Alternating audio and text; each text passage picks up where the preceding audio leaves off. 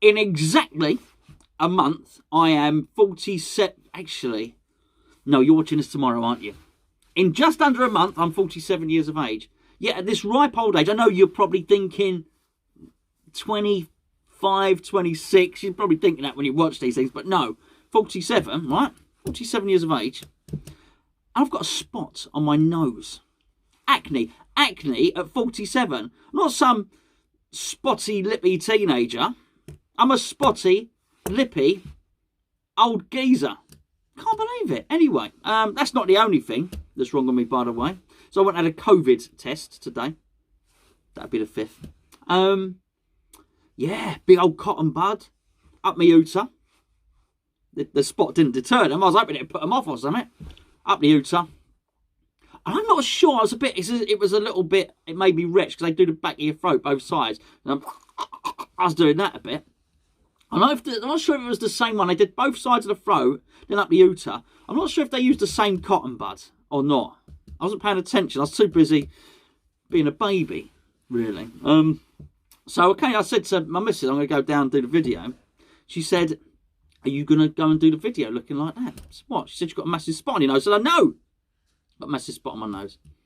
She said, would you like me to put some makeup on it for you? I said, no. I'm gonna go out. I'm gonna wear it proud. I'm gonna be honest about it. Do you know what I mean? There's no hiding it. Don't worry about that.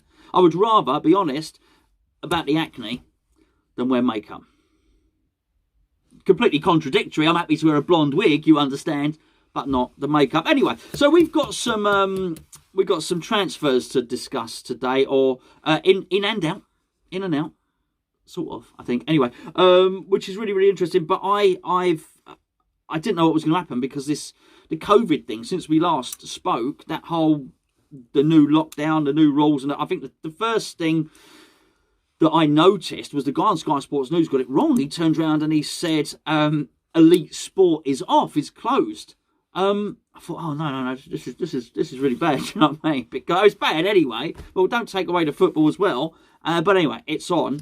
I do wonder how they're going to impact the international transfers, because I thought they were talking about doing an international transfer ban. Is this going to... You have to think this makes things more difficult to transfer a player. I don't know. I really don't know how it's going to work. Apparently, so I don't know. Is transfer window off? Are we going to try and sign anyone? I think we still are.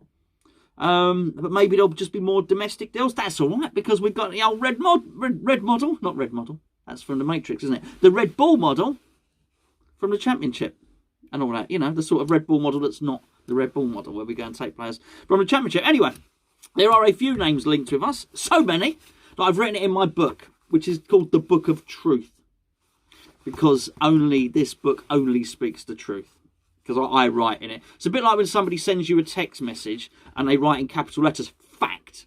It makes it a fact. It doesn't have to be factually correct. Just anybody on the internet that says fact in capital letters makes it a fact. You should probably just remember that. Anyway, Jesse Lingard.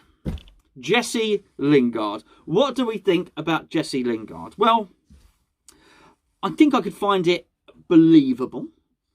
Do I believe that David Moyes might be attracted to Jesse? Not in that way, obviously. Might be attracted to the purchase of Jesse Lingard?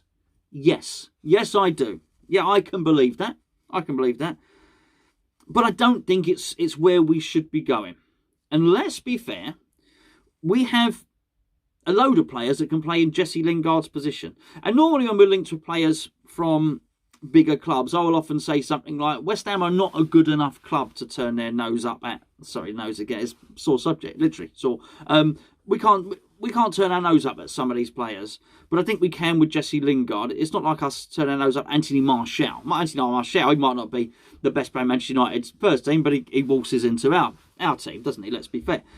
Jesse Lingard, I'm not so sure. Where's he going to play? I mean, he falls between the margins, not quite quick enough to play on the wing, is he? So he's going to be a sort of creative attacking midfielder.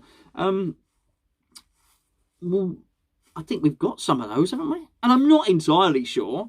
Bearing in mind, I've not seen really anything of Benrahma yet. But I suspect Benrahma might be better than Jesse Lingard. And I'm not... Anyway, that's what I think about that one. I hope it's not I hope that's not something that's going to happen. Anyway, I really hope not.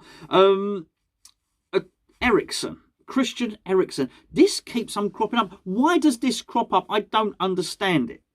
Now, you would suggest, again, a creative central midfielder, not a wide player.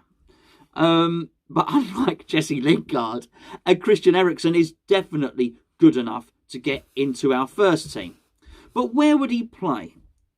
I don't even know why I'm discussing it, really. It's surely we're not. We've got a wage cap, haven't we? We can't afford Christian Eriksen's wages. I don't know what's happening with it. He signed for Inter Milan. Inter Milan not playing him? Is he not doing very well over there or something like that? Apparently they want to loan him out to somebody. Would we be interested in that? Can you imagine if we got Jesse Lingard, then old David Moyes was fielding questions in the press conference. Oh, David, did I spend... not Jesse Lingard. What's his name? Christian Eriksen. Imagine David Moyes there saying...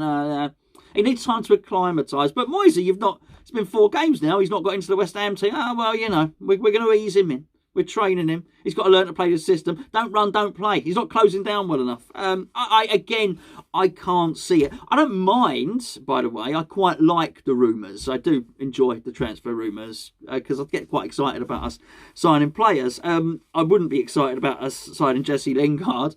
However, if I were to believe it, and let's just say by some freak... we were signing Christian Eriksen, I'd be very excited about that. Really excited about that. Where would he play? I don't know. I don't know. He would have to play centrally, wouldn't he? So maybe change the formation slightly. Be odd, but I'll tell you what, be a very, very good signing. This one I find interesting because it's a player I knew a little bit about. And the reason I knew a little bit about him was because I used to play career mode on FIFA with my mate Marcus. And this guy's name's Marcus Edwards. And we signed this kid from Spurs Academy, and he was really, really good. But anyways, he's a tiny little... Well, he was back then. He was probably a child. That's why he was probably 8 years old. So he might be a massive 10-foot bloke now. But he was very, very skillful, very technical. He's still a little geezer, by the way. But Spurs got rid of him and sold him to a club in the Portuguese league. He's done really well. He's got 10 goals and 11 assists or something like that. But he's seen predominantly as a wide player. I just can't see it. I can't see it, honestly. We got Jared Bowen there. We got Yarmolenko there. And even if we didn't, I think Moyes will have 1 or 2 diminutive, smaller players in his team creatively. I think he'd have, Ben Rama there, Lanzini. They're not big players, are they? Not big guys. But he does like a bit of a threat from set pieces. I'm not sure. If you watch this guy play, you'd look at him and you'd think, he would remind you a little bit of Ben Rama in a lot of respects. Again, I can't see this really happening. I don't think so. But good player, really like him, and it's an interesting link, really interesting link, and not as obvious. You know, when people are making up these newspaper stories, you think it's not as obvious as Jesse Lingard. It's an easy link to make, isn't it? He's surplus of requirements at Man United. David Moyes used to be in charge of Manchester United. You've got some newspaper editor there saying, give us a story, we need news. We need news now.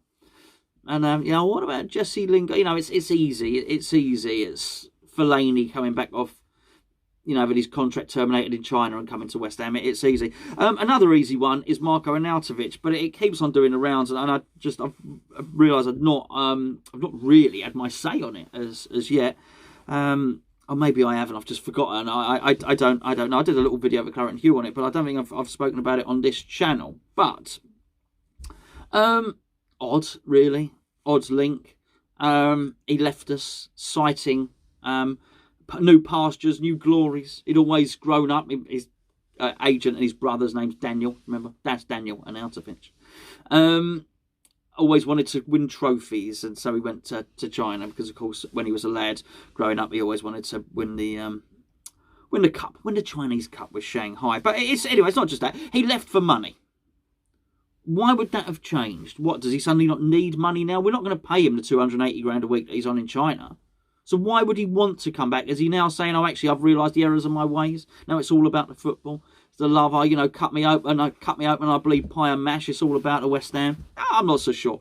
I don't see it. And one thing I have noticed, well, many things I've noticed. I mentioned a few times about while the lockdown's been on and no fans in the stadium, I sometimes listen to the crowd noise and I can hear the team communicating. There's a real team spirit. with us with West Ham at the moment, and you can see that when not just when we score goals, but also when we score goals, how the substitutes were sort of warming up on the touchline, go and celebrate with the team who are on the pitch. There's a cohesion and there's a togetherness about the team at the moment, and you've got to think that Marko Arnautovic sort of rocks the boat on that one a little bit, slightly, really, haven't you? He's a divisive character, and I don't think it's a good mix for the dressing room.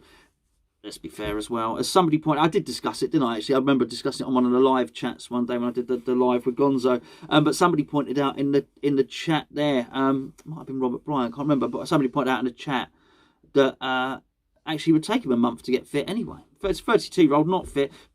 Look, I want people to be ready when they come in. Yesterday I did the video about the cup run. You know, let's get players in who are ready to go, and not just ready to go, who improve the first team if we're going to bring anyone in. So that's what I think about Arnautovic. Quite frankly, I'd rather not. Too much water has passed under the bridge, and I can't imagine his priorities have changed that much. Last but not least, in the Book of Truth, that's the Book of Truth, by the way. It speaketh only the truth. Felipe Anderson. Okay. West Ham will be allowed to take Felipe Anderson back to the club by Porto. This is according to a few reports. One of them's from Sports Witness, which is the one I was looking at then. Look, West Ham don't actually have a recall option. However, because normally if you sent a player out on loan, let's say you would arrange a loan for a year. So we arrange a loan for a year with Porto. If we want to bring him back early, we're penalised for that. We have to pay a fee. It's written in part of the loan agreement. Apparently Porto said you can have him. You can have him back. No fee. No fee. Just take him back. We won't penalise you at all. Now, apparently we want to take him back as well. And as I may have alluded to in recent videos, not only has he not been featuring for Porto at all, Porto been doing all right. Well, they tend to. They're one of the big three in the Portuguese league, aren't they?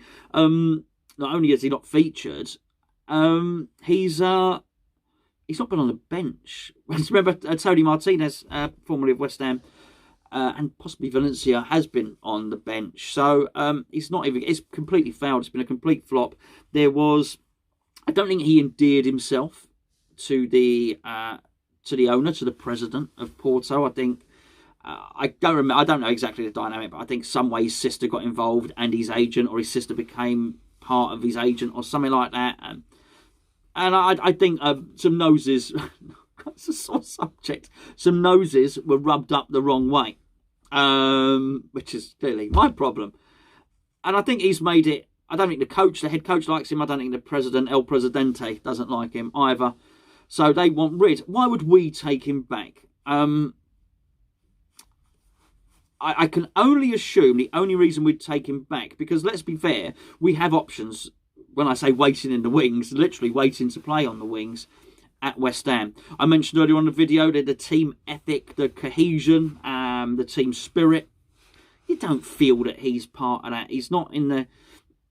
He's not exiting the pitch to be substituted, having used every sinew of his energy like Jared Bowen and like the Fornicator did in the last game. You know, he's not coming off the pitch absolutely knackered because he's put everything into it. You feel, I've often feel with Felipe Anderson, don't ever put him really 100%. He's not fully committed. He pulls out of challenges, pulls out of dribbles, pulls out of passes. You know, he's just pulls out a lot.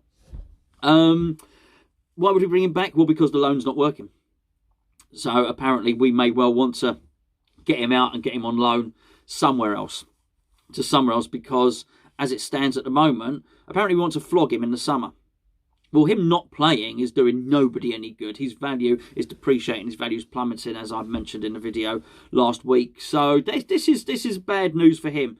So maybe there's an option to bring him back and get him out on loan elsewhere. I can only assume if the club have decided to do that, then what they're gonna do is they've already got a club in mind. There's already a club who've come in and said we would take Felipe Anderson on loan if you could get him out of that loan from Porto. I doubt very much that the club would take him back without an idea of what to do, because as it stands at the moment, Porto are paying his £100 £100 a week. That's about all he should earn, is 100 grand a week wages. So I think very, very interesting. Watch this space. Transfer window. There's going to be much, much more to come. Tune in this evening. Myself and Gio are doing a cup of tea, our first cup of tea in a little while. And I believe tomorrow evening, for patrons, we're doing a mug of tea, which is just a bit bigger than a cup, as you know. Right, talking of cups, I'm off to drink a pint of Clearasil.